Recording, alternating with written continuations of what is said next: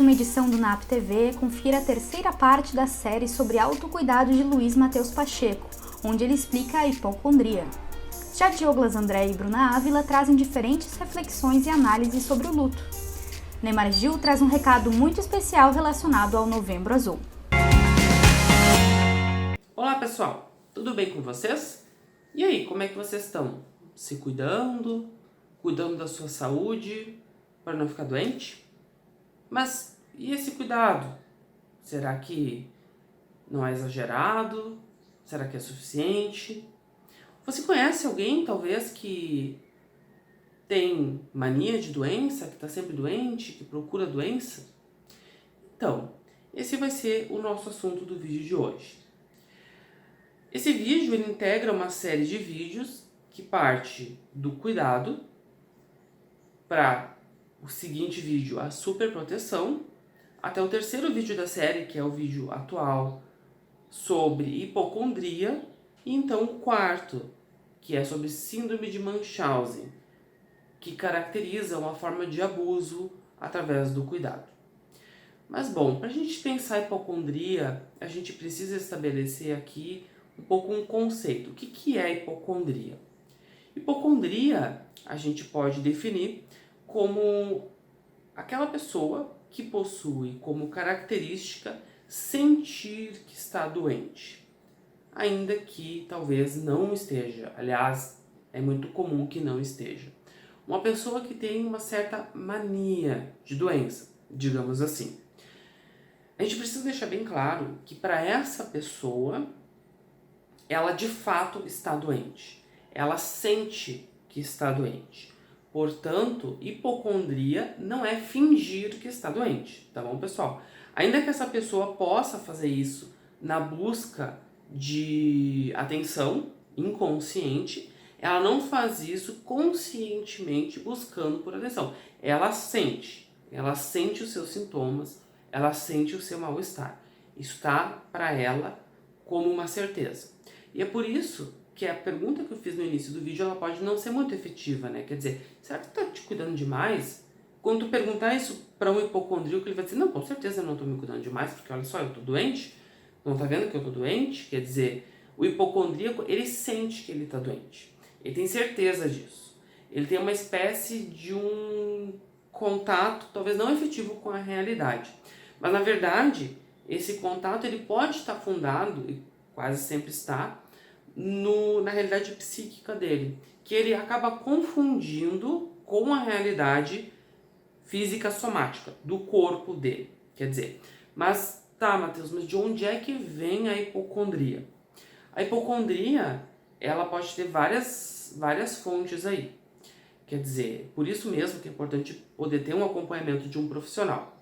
A hipocondria, ela pode estar relacionada às personalidades que tem como padrão uma busca pela atenção, uma busca pela aprovação do outro ou uma busca pelo cuidado do outro. Ela pode estar relacionada a traumas de infância e é muito comum na clínica a gente descobrir que aquela pessoa que tem sintomas muito fortes hipocondríacos, né, que ela se vê doente, que ela sente sua doença, ela tem esse costume de encontrar doença nela, que na verdade essa doença está relacionada a um trauma ou alguma situação que foi para ela vivida como traumática, que pode ser basicamente qualquer coisa, e que ela não se dá conta daquilo. Quer dizer, que ela de alguma maneira acabou esquecendo daquilo, recalcando, a gente chama tecnicamente, né? Quer dizer, ela não pode lembrar daquilo. Mas a hipocondria ela pode também estar associada aos quadros obsessivos. E a gente pode ter quadros de transtorno obsessivo compulsivo, inclusive, associados ou confundidos com a hipocondria. Quer dizer, o obsessivo, ele também tem essa preocupação com a contaminação, com a bactéria, com a limpeza, com o corpo, com o que o de fora pode causar no corpo. E a gente pode, também como mais uma hipótese, ter a hipocondria associada a quadros esquizofrênicos, quer dizer, onde de fato há uma fuga da realidade e onde de fato há ali ou um delírio ou uma alucinação. Quer dizer, o sujeito esquizofrênico ele pode sim sentir suas doenças. E isso pode ser confundido com uma doença ou com sintomas de doenças reais. Quer dizer, a gente precisa então poder fazer esse mapeamento junto com esse sujeito esquizofrênico, aliás, hipocondríaco. A hipocondria, ela pode, o hipocondríaco pode também ter os seus sintomas projetados no outro. Portanto, uma mãe hipocondríaca, ou um pai, né, enfim, pode ser excessivamente zeloso ou até mesmo buscar excessivamente tratamentos para os seus filhos, pela certeza de que, sim, eles podem estar doentes. Quer dizer, ele pode também, de modo projetivo, se preocupar exageradamente ou criar, digamos assim, situações de adoecimento exageradamente com os seus filhos. O que, por sua vez, pode também trazer uma série de consequências para o desenvolvimento. Consequências estas negativas. No primeiro vídeo da série, onde eu comentei sobre o cuidado, eu falei um pouco sobre essas consequências, sobre como a superproteção pode, inclusive, fazer com que o sujeito não se desenvolva efetivamente. No primeiro e segundo vídeo eu comentei sobre isso. Se vocês tiverem curiosidade, vocês podem checar lá. E eu encontro vocês, então, no nosso quarto e último vídeo da série, sobre o lado negro do cuidado, a síndrome de Munchausen. Até mais! Olá! Então hoje nós vamos falar sobre o luto. O luto é um momento marcante na vida de todas as pessoas e que, creio eu, que ninguém está a fim de passar por ele. Porque o luto fala de perda, fala de dor, fala de uma história que precisa ser ressignificada e que muitas vezes fica um buraco ali na nossa vida. As teorias falam sobre tantas coisas, mas na hora que a gente precisa vivenciar o luto, na hora que a gente dá de cara com a morte, ainda mais de um ente querido, de um amigo, de um familiar, de uma pessoa que nós amamos, é sempre tão difícil e tão complexo vivermos e passarmos por essa experiência. Embora seja uma das coisas mais certas que a gente tenha nessa vida, é que um dia vamos morrer e que um dia as pessoas que nós amamos também irão morrer, nós nunca estamos preparados o suficiente para este momento. Quem sabe você que esteja assistindo está passando por um período como esse, ou já passou, e você vai agora relembrar desse período, vai vir à tona, porque a gente está tocando nesse assunto, e cada pessoa tem a sua experiência, cada pessoa tem a sua forma de vivenciar cada momento da sua vida, e o no luto não é diferente. Nós poderíamos falar hoje sobre as teorias e sobre algumas fases que a gente estuda bastante, que são as fases do luto. A começar pela negação, quando a gente nega e não quer acreditar que aquilo está ocorrendo, da raiva que dá, raiva inclusive da pessoa que se foi, porque afinal, por que ela se foi e ela me deixou aqui nessa vida, né? Como se as pessoas tivessem essa escolha, muitas vezes não tem. É algo que acontece, são fatalidades, são doenças que sobrevêm, são N motivos. A gente tem a fase da barganha, da depressão e também nessa teoria que é tão conhecida que fala das fases do luto, depois tem a fase da aceitação e do recomeço, quando a gente aceita então que não tem mais o que fazer e que precisamos recomeçar a nossa vida. Mas pensar em todas essas fases não quer dizer que há um crescente que a gente vai passar pela fase 1, 2, 3, 4 e 5 e vai embora, a vida que segue. Não, muitas vezes o luto é como se fosse uma montanha-russa, que em algum momento a gente está bem e de repente por um simples cheiro, por uma simples música, por uma data que a gente passe, Natal, aniversário, alguma comemoração particular que você tenha vivido com essa pessoa tão querida, relembra, é como se jogasse as pessoas que estão passando por essa dor lá atrás de volta e vem de novo aquela gama de sentimentos como um vulcão, como um furacão que muitas vezes devassa a vida e faz muitas coisas perderem a graça. Então, o luto ele não tem essa característica de uma fase que a gente vai passando para outra fase, de outra fase, e de repente a gente está livre disso. Mas ele tem essas fases sim, mas muitas vezes de uma forma que não é cíclica e que pode voltar a ter esse momento da negação, da raiva a qualquer momento, a qualquer coisa que nos lembre da pessoa amada. o luto, ele não deixa de ser um aspecto muito importante da nossa vida, porque ele nos faz repensar o modo de vida, nos faz rever valores que muitas vezes estão perdidos, rever princípios que ficaram perdidos no tempo e nos faz repensar naquilo que estamos fazendo com a nossa vida. Aquela pessoa que morreu partiu, mas e eu, o que vou fazer agora? Como tenho conduzido a minha vida, como quero conduzir ela a partir de hoje, a partir desse momento, a partir dessa marca que estamos tendo. Ele precisa ser vivenciado. Cada vez que a gente passa por uma situação de luto, a gente escuta tantas coisas, e tantas coisas muitas vezes vazias, e outras coisas que marcam, que são cheias de significado. E o mais importante disso é que você que está passando por isso, que você vivencie essa dor. Sim, ela é justa ser vivenciada. Esse momento ele é preciso ser vivenciado. Ora, se você perdeu alguém, se você está com seu coração apertado, com dor, com uma dor que fica lá dentro, como se fosse um buraco que jamais fosse ser tapado, viva ela. Você precisa viver isso. Não te anestesie com remédios. Se eles forem necessários para a sua manutenção da vida, ok, são importantes, eu não sou contra remédio. Mas também eu preciso dizer que viver o luto, viver a perda, chorar por aquelas pessoas que você ama e que você perdeu, ou até por algum ideal, por algum relacionamento. Então a gente pode abrir esse leque e pensar que o luto não é apenas de pessoas que morrem, mas sim de ideais perdidos, de empregos, de relacionamentos, onde a gente também tem que enfrentar um luto por aquela perda. Então, enfrente esse momento. Se estiver muito difícil, procure ajuda, procure alguém para conversar, procure um profissional, procure sim aquilo que estiver ao seu alcance para fazer com que você possa suportar este momento. Mas agora eu também quero me dirigir a você que convive com alguém que está em um processo de luto e que perdeu alguém. Você, amigo, que conhece alguém que perdeu outra pessoa, que você possa, apenas com gestos, com um abraço, se for possível, com um ombro amigo, oferecer também a sua mão para caminhar com essas pessoas. Quem passa por uma situação de luto, pode ser que esteja precisando de um ombro amigo, pode ser que esteja precisando de ouvidos atentos.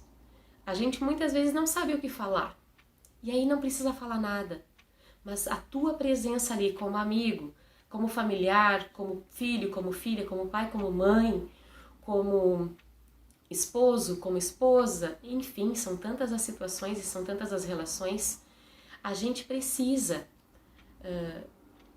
pensar que aquela pessoa enlutada pode estar precisando de mim, pode estar precisando apenas de uma companhia. As palavras não precisam ser as mais corretas, mas o estar, que o estar seja muito mais importante do que o falar, que possamos sim estender o nosso braço, o nosso aconchego e ajudar os nossos amigos a viver por isso. E se é você que tem passado por isso, que você também possa aceitar a ajuda, aceitar a companhia, mesmo que seja pelo período de um silêncio, mesmo que seja por um período de curto tempo, né? Mas que possamos vivenciar essas nossas experiências de luto, porque elas são parte da vida. Ela não é a coisa mais agradável de se sentir, com certeza que não, né? Bruna, isso é fácil? Claro que não, não é fácil. É extremamente complexo e delicado viver e passar por isso. Mas ninguém está livre deste momento. E não há luto sem amor. Se você está passando por esse tipo de dor, se você está passando por este buraco, é porque em algum lugar do seu coração há o amor. E esse amor que você investiu, que você teve, agora então se traduz em uma dor, em um sentimento de vazio, em um sentimento de tristeza, mas que, com o passar do tempo, pode se acalmar. Cada pessoa tem a sua técnica, cada pessoa dá o seu jeito. E quem somos nós para julgar o outro? Mas podemos caminhar juntos e podemos oferecer, sim, muito mais do que nós imaginamos para alguém.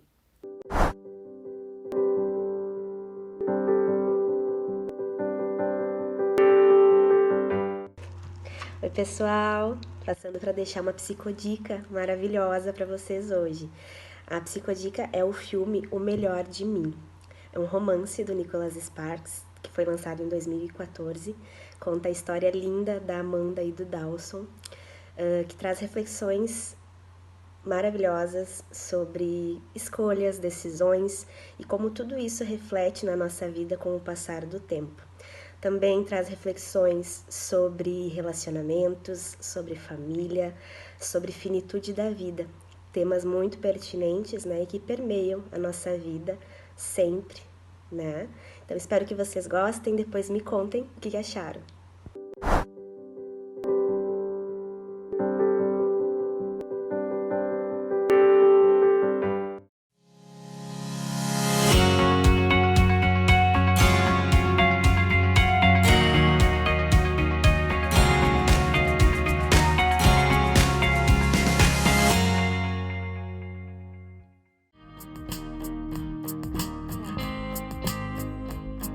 O cuidado com a saúde, tanto física quanto emocional, neste momento é essencial. Por isso, em tempos de prevenção, permita também a renovação.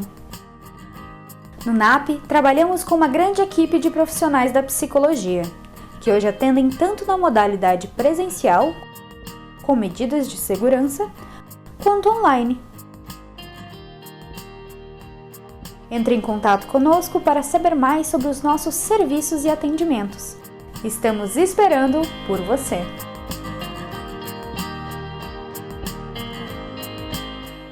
A Exatos começou de um sonho de poder ser um diferencial por onde eu passava. E foi assim que ela surgiu, trabalhando na Prefeitura de Estância Velha, onde o senhor Ivo Jacinto Baumgratz me convidou para fazer a contabilidade dele. E hoje, 30 anos depois, temos nossa nova sede em Estância Velha, com 1.800 metros quadrados, para atender nossos 600 clientes em toda a região.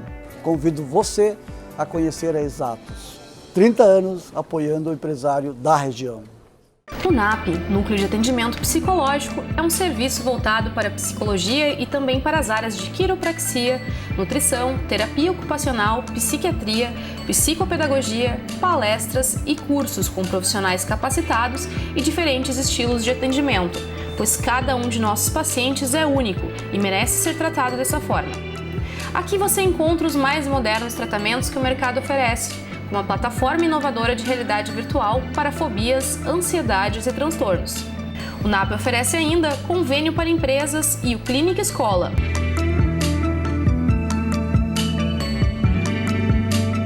Agende uma visita, conheça os nossos serviços e encontre o apoio que você precisa.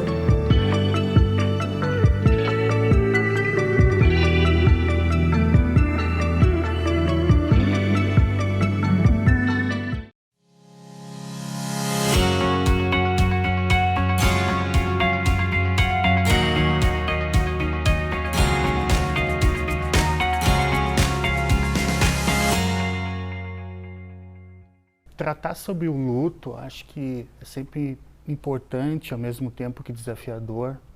E existem várias perspectivas de a gente conversar sobre isso. Quando eu penso no luto, inevitavelmente eu vou para o texto do Freud, que é o texto Luto e Melancolia. Eu sempre recordo desse texto, porque eu acho que aí há uma expressão utilizada por ele que é bastante oportuna para a gente pensar essa condição de luto, né? Neste texto, ele diz que luto é quando o mundo fica pobre e vazio para o sujeito, né? Quando o mundo perde um certo sentido, né? Pensando as ligações que o sujeito estabelece com o mundo, né? Essas ligações libidinais, essas ligações objetais, né? Um objeto para o sujeito é onde ele investe libido, onde ele investe energia. Então, quando alguma questão acontece, que se perde esse objeto, que se perde esta referência de investimento de libido, de energia, o sujeito então fica um pouco perdido, ou meio perdido, ou bastante perdido. Eu acho que na contemporaneidade a gente vem vivenciando várias experiências de luto, tanto no campo singular quanto no campo coletivo. Até porque não há essa separação drástica entre individualidade e o social, né? São questões que se permeiam. E esse desafio de pensar como a gente pode trabalhar essas situações de luto, quando elas acontecem conosco, aqui fazendo um recorte mais no campo da experiência do sujeito, é de se pensar o quanto que a gente consegue sustentar determinado período, ou vamos pensar em período ou tempo, de uma certa indeterminação na nossa existência. Então, a gente perdeu aquele objeto ao qual, então esse objeto pode ser uma representação, esse objeto pode ser uma materialidade corpórea, etc. A gente perdeu esse objeto ao qual a gente investia certa libido, certa energia, e a gente fica então um pouco perdido com essa energia que não tem direcionamento. E a gente precisa o quê? Aprender a desinvestir essa energia e reinvestir essa energia em outras questões. Mas a gente pensar um pouquinho daquilo que realmente está nos ocasionando um sofrimento, né, no aspecto de nos paralisar os nossos movimentos. Então, sim, uma necessidade de reencontrar uma certa narrativa para poder reinvestir esse aspecto libidinal, essa energia que nós temos em outras circunstâncias, em outras experiências.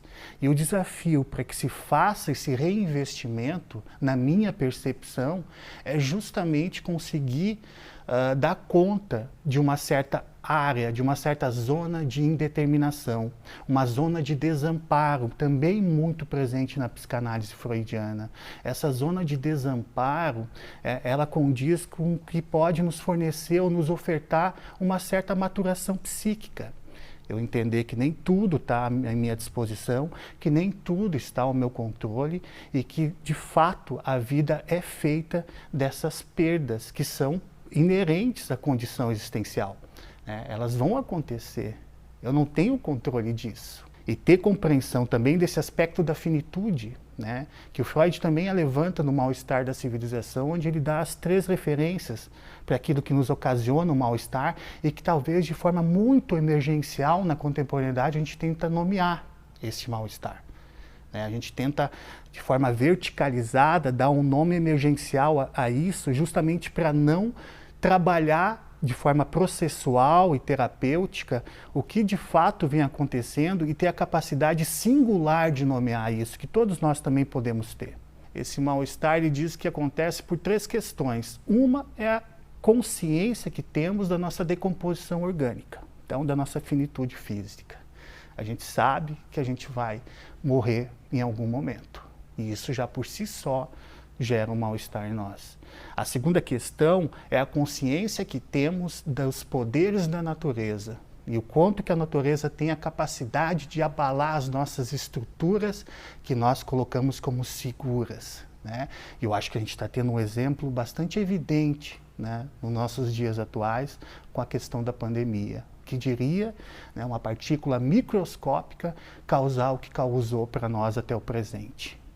Infelizmente, através da dor, nós estamos tendo a oportunidade, talvez, de poder buscar outros meios existenciais de relação com a natureza e com o mundo. E a terceira questão que o Freud aponta aí para as nossas dificuldades e para esse mal-estar que nos constitui é a relação com o outro. E ele diz que essa é a mais difícil de todas, o se relacionar. E o que será que está inserido aí?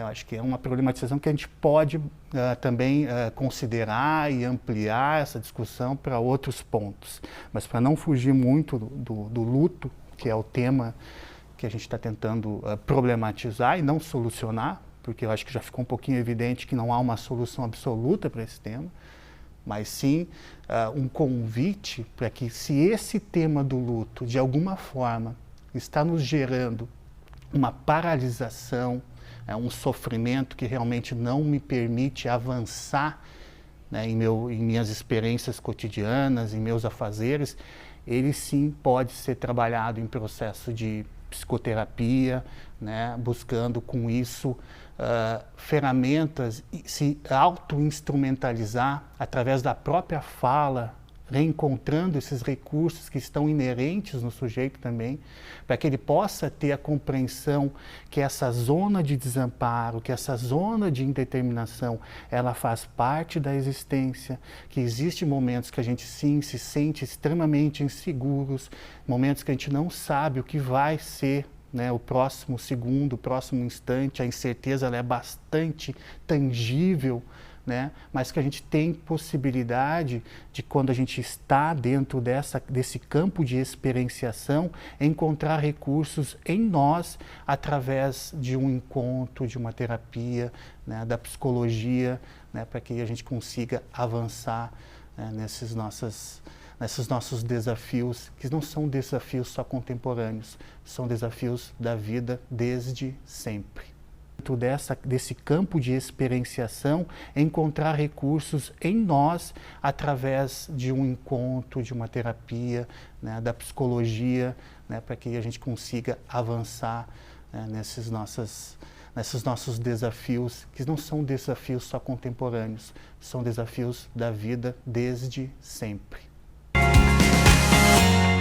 Chegamos em novembro e com ele a campanha do Novembro Azul, aonde nós homens, né, agora depois do Outubro Rosa, nós homens precisamos nos preocupar com a nossa saúde, né, nossa saúde física e nossa saúde mental também, sempre, mas principalmente relacionado à questão dos acometimentos de câncer, né.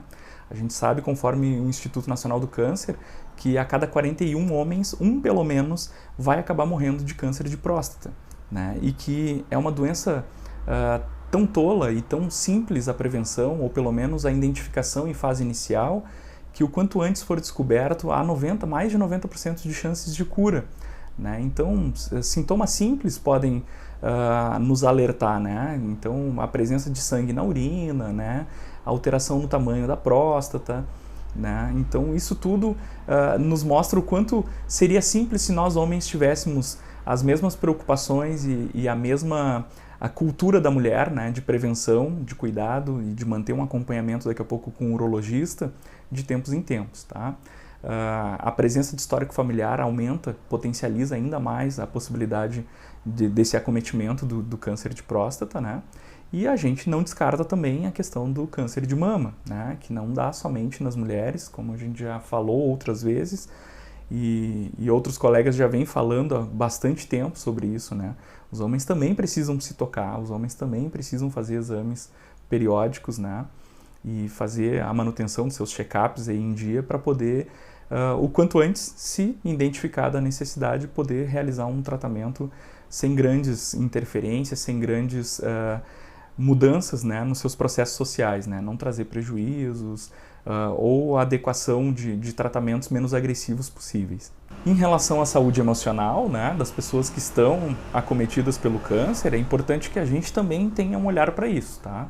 O quanto antes a gente puder fazer a identificação dessa doença, isso traz menos prejuízos, né, para o processo de recuperação. Então, um bom acompanhamento não só na terapia oncológica, mas também na sua terapia, na psicoterapia, é muito importante para que a gente restabeleça o nosso convívio social, para que a gente não tenha perdas, né, com o grupo familiar, com o local de trabalho, e o quanto mais rápido e menos impactante isso for, obviamente que isso nos traz uma segurança maior, né, para a retomada das nossas atividades e nos automaticamente melhora, né, então, o nosso processo de recuperação, tá? Muitas vezes as pessoas focam muito na questão da recuperação física somente, né, a terapia oncológica e todos os seus trâmites, né, de rádio, químio, enfim, né, todas as medicações e cuidados, a própria mudança de alimentação, mas acaba esquecendo de poder se permitir falar sobre o processo da doença, os medos que essa doença ainda traz até hoje para nós, né, toda vez que a gente identifica ou ouve falar da doença do câncer, né, o quanto que isso nos aproxima, por exemplo, do medo da morte.